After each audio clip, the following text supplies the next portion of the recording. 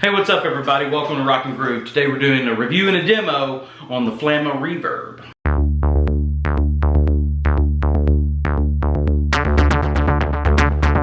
Hey everyone, Jason here. Welcome back to Rock and Groove. If this is your first time, please like and subscribe.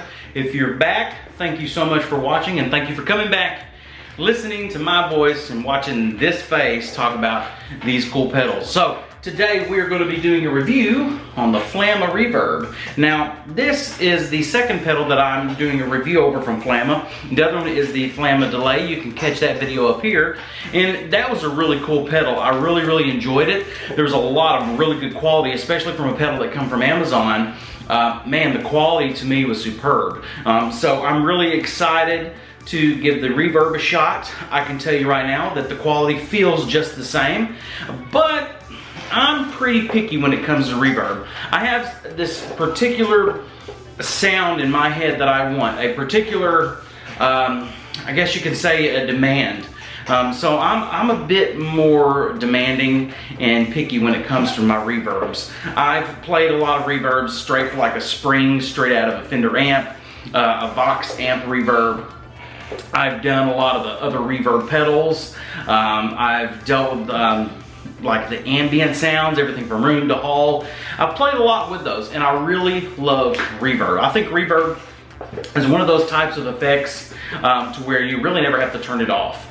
You can turn it as subtle as you would like it, and you can crank it up and get as wild and crazy and ambient as you wish. So for those new players wondering about this pedal and reverb, reverb is the sound of, I wouldn't say an echo, a direct echo that comes back like a delay, but it is the small reverberations, the small echoes of the sound waves that are simulated as if you're in certain spaces. Say like you're in a room right now. I'm using the camera microphone right now, so if I talk loud, you probably heard that echo just then, if it didn't clip out. But if you heard that echo, that's what we're talking about. Notice you didn't hear my voice perfectly repeated back. You heard the echo come back, the reverb come in. So that's what we're looking for, and reverbs are really awesome because they can simulate many different places, natural places such as a room, a studio, a big concert hall, a large massive room. You can go everything into a church or a cathedral, and everything into like caverns and caves, and even the plate reverb, which we'll talk about in a little bit, which is more simulating of more like it's simulating a type of long metal plate, a sheet, and the vibrations and the reflections of sounds after it passes through that material. So the reverb is a really cool pedal. I love it, and if you really listen to a lot of classic players and modern players, you can still hear some type of reverb in many places. Some are a lot more present than others, some are a little more subtle. But to me, reverbs are amazing, and so I'm always on the quest for a beautiful reverb. Now, for me, the gold standard, I would say, for a basic traditional reverb would be like a Fender Spring or something along those lines. Something like a soft room reverb.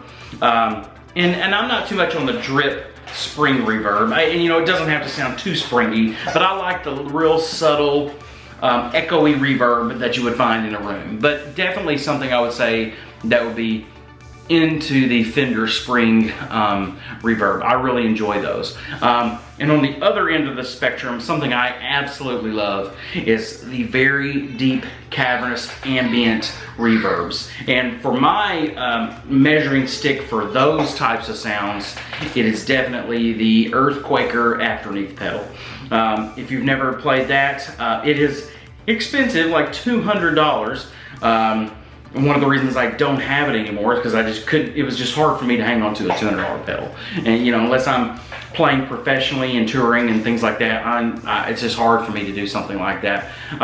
But it was an amazing, absolutely amazing pedal. The sounds were amazing. You did have like 6 dials across. You had so much versatility. So that's my standard for when it comes to ambient tone, as far as reverb goes.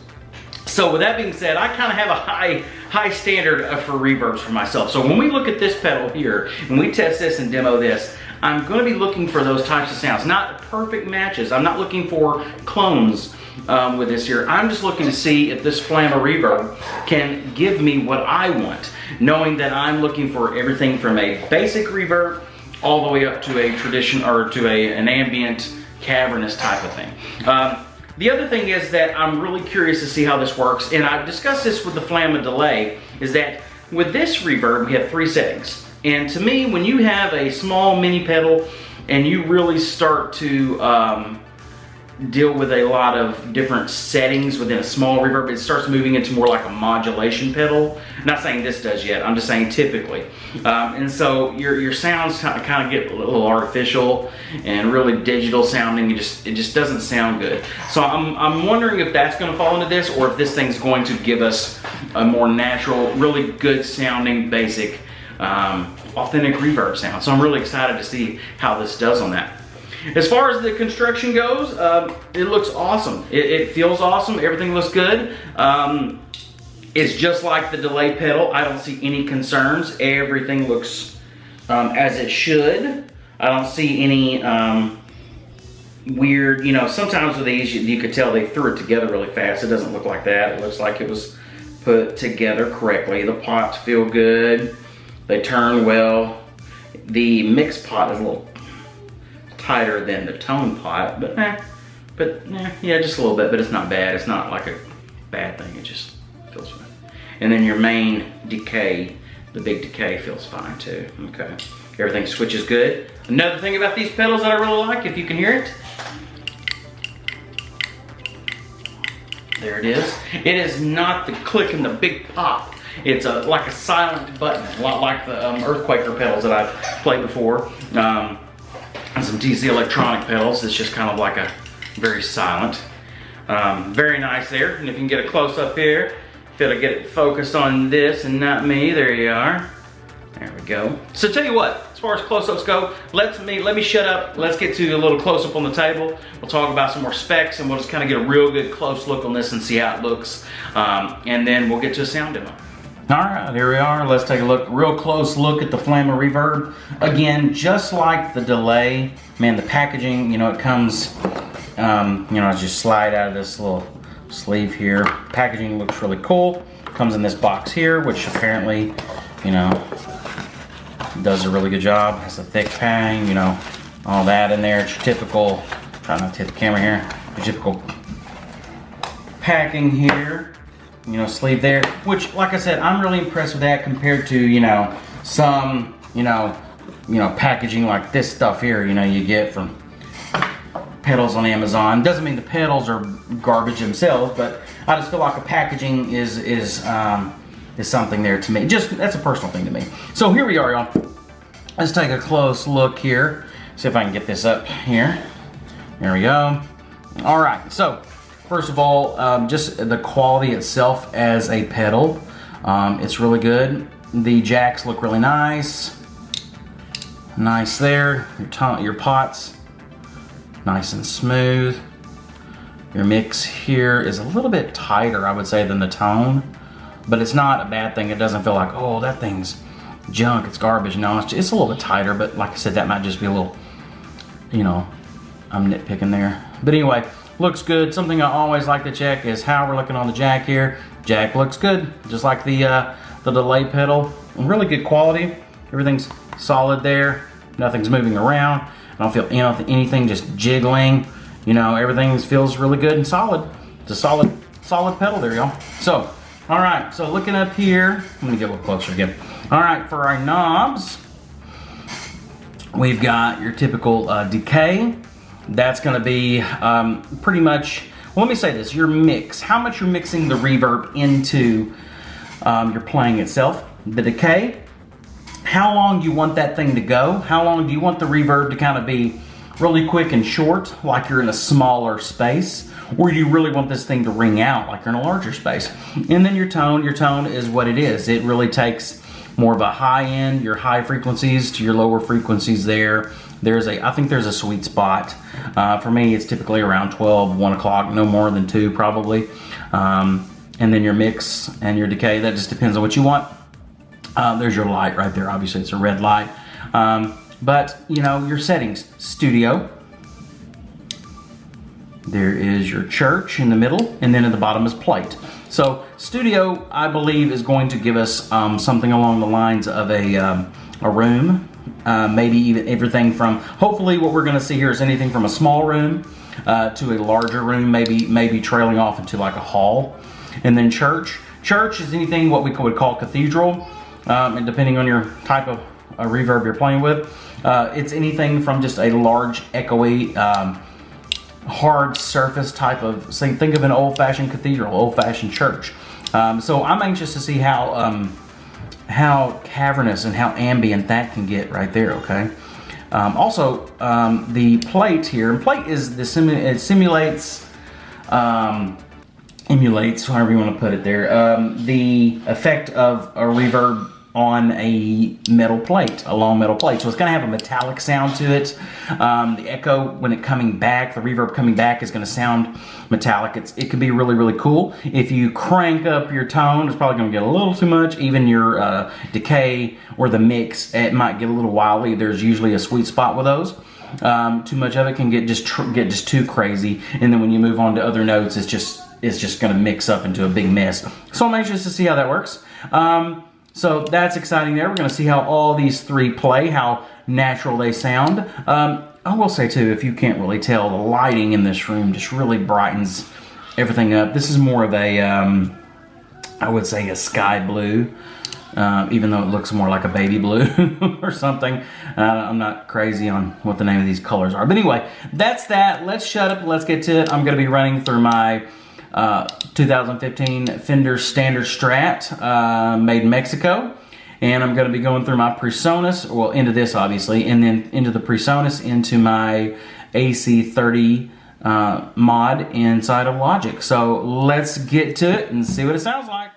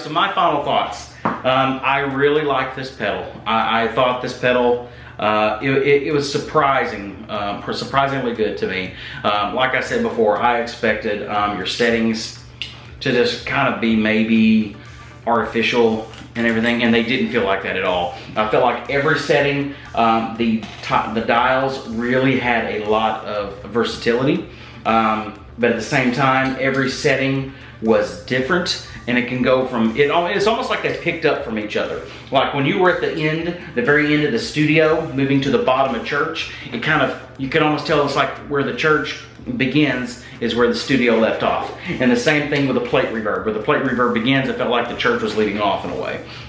In a sense, not perfectly, but that's the way it kind of felt to me. And all three settings sounded amazing. I liked the studio because the studio can go anywhere from very subtle room to like a hall, a good hall size. And I really like that. So even though it wasn't called room or hall or any of those big, you get some of them just has tons of settings. It just has studio. But when you really play with your mix and your decay, it really could take it from a small room up to like a hall. And then the church, to me the church was my favorite because the church gave me everything from a large concert hall type of thing to the cathedral type of church to that ambient sound. That felt like really good when it came to like the cavernous sounds of an ambient reverb. That in the church alone was really cool. The plate reverb was really good. I really liked it. I think there was a sweet spot with the plate reverb. Towards the middle, halfway, a little bit more maybe was where you wanted to be. If you cranked it all the way, it just really became metallic, which is expected from a metal plate. So I felt like it was pretty natural with that. It became really, I wouldn't say shrill, but very high-pitched and, high-end metal plate sounding, that's what that is. But, like I said, I think every pedal has a sweet spot. And for the plate setting, dialing it back a bit gave you what you wanted. And so to me, it felt like when it came to the traditional basic reverb sound, the studio had it, even a little bit of the church had it as well. And if you wanted to go into ambient tones, say you're playing with your worship team at church, if you're playing anything with ambient instrumental guitar, anything at all, the church and the plate reverb gave me everything I needed in that sense. So it really worked nicely there, y'all. And like I said before, everything just looks great. My pots look good, nothing's crooked, everything looks good. The switch moved nicely, everything's tight, solid, just like we looked at earlier. And when I played it, everything went great. It moved over smooth, no pops, no ding, nothing at all. It worked great. So for $40, is this a good deal? Yes, it is a very good deal. I think this is really nice. And that's what you're noticing with a lot of reverbs, is you're going to either get some people try to do like the spring reverb, just focus on that, and that's really hard to emulate alone. But you'll get some people trying to clone spring reverbs. You'll get some modulation reverbs where it's just a ton of different settings and they can sound very artificial. Or you get those who are just doing nothing but trying to mimic and clone like an afterneath pedal. Like I believe Kaling has something called a snake bite. I haven't played it yet, but just from looking at it, it really looks like it's a clone of an afterneath pedal. So I would be really interested in trying that. But like I said, the only downside of that is you get that pedal, it's really going to be dedicated to ambient tones. If you're wanting a pedal where you're going to be able to go between ambient tones and more traditional reverb, which I think is a lot more versatile and a lot more applicable and practical for a standard musician like myself, I think you cannot go wrong with the Flamma Reverb. This thing's really cool. So 40 bucks is what you're looking at here, and that's still a very good, I would say that's a very good budget price for a good, strong, solid, quality budget pedal right here. So definitely, I enjoyed it. I like this. I'm going to be playing with this. I'm going to be using this. I can't wait to record some more stuff with it. So really excited about this. So hey, the Flamma products, been really impressed. The delay, the reverb, really nice. I would really like to try their overdrives too. That's a tricky, that can be a tricky territory to play around in. So I'm really excited. I want to try some of that too, and other things that they have. So definitely the FCO2 Flamma Reverb. Awesome pedal. Thank you so much for watching. Please like and subscribe, and check out our other videos, check out our other reviews, leave a comment. Thank you so much, and as always, have fun.